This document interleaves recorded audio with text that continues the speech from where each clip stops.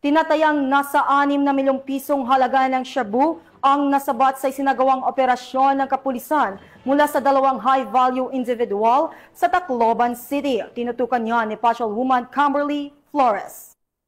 6,718,400 pesos halaga ng shabu ang nasabat sa 2 high-value individual sa kinasang bypass operation ng mga operatiba sa Barangay 66 Paseo de Legazpi, Tacloban City. Bandang alas 12:15 ng madaling araw ng ikasang operasyon ng mga tauhan ng Tacloban City Police Station 2 sa koordinasyon sa Philippine Drug Enforcement Agency 8. Narecover sa mga suspect ang 10 heat seal transparent plastic at 13 pirasong not-tied transparent plastic cellophane na naglalaman ng hinihinalang shabu na may tinatayang timbang na 988 grams na nagkakahalaga ng 6,718,400 pesos, isang genuine 500 peso bill na ginamit bilang bypass money at mga drug paraphernalia. Maharap ang mga suspect sa kasong paglabag sa Section 5 at 11 Article 2 ng RA 9165 o Comprehensive Dangerous Drugs Act of 2002. Bunga ng pinaigting na kampanya laban sa ilegal na droga, matagumpay na naisagawa ng Tacloban City PNP katuwang ang iba pang ahensya ng pamahalaan ang mga operasyon na naglayong tiyakin ang kaayusan at kapayapaan sa nasasakupan. Dahil sa bagong Pilipinas, ang gusto ng pulis, ligtas ka. Mula dito sa Eastern Visayas, ako ang inyong PNN correspondent, Patrolwoman Flores, alagad ng batas sa kataguyod ng Balitang Pulis.